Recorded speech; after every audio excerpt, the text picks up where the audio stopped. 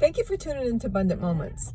When I first went to Tennessee to pastor, I was in a town, a city, that had the population of somewhere about 35,000. And after growing up in Michigan and pastoring there, I left a city that the population at the time was about 90,000. And it was in the Detroit metropolitan area. So it was surrounded by cities that had 40, 50, 60,000 people. 10, 12, maybe 15 cities because it was the Detroit metropolitan area. Well, of course, when I got to Tennessee in that small city, it seemed very, very small to me. And as I was looking around, I discovered there was one homeless man, and my heart went out to him. And I thought, wow, we have all these churches here. It looks like we could do something to help this homeless man. So we began to research and come to find out he had a place to live. He had some mental illnesses and he chose to live on the streets. He received a government check every month. He had money. He would go get his check and then he would just live on the streets. And I often thought how sad, because there was cold weather, there was inclement weather, and most of the time he was living on the street when he had a warm place to go to, a roof over his head, a comfortable bed. He chose to live on the street. And I was thinking today about Christians.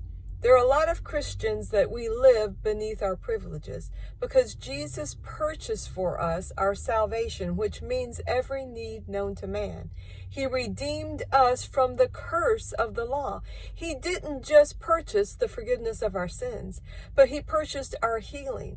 He bore our sorrow and our grief. He took our guilt and our shame and our condemnation upon him so we could live free from that. He died so that we could have an abundant life, not just be forgiven of our sins, but so we could live a life of peace and joy, of health, of healing.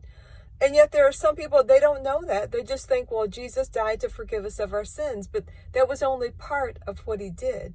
And then there are some that know about that we are redeemed from the curse, but it's like they just choose, they say, well, maybe it's not for me, or I've done this, I did that, so I don't qualify.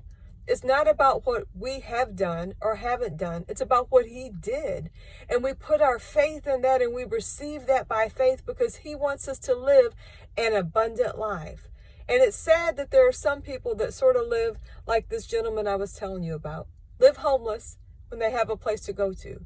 It's sad that some Christians live a life of lack, a life of oppression and depression and sickness and disease when Jesus purchased our redemption. He redeemed us from all of that curse so we could live in abundance. We could have peace. We could have joy.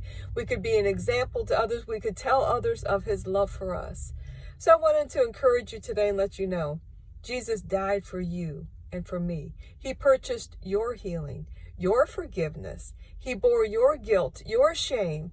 He died so you could live in abundance. So why don't we today choose to not just discard what he did for us, but let's live in that abundant life that he died and purchased for us. I'm so grateful for that today. Thank you for tuning in.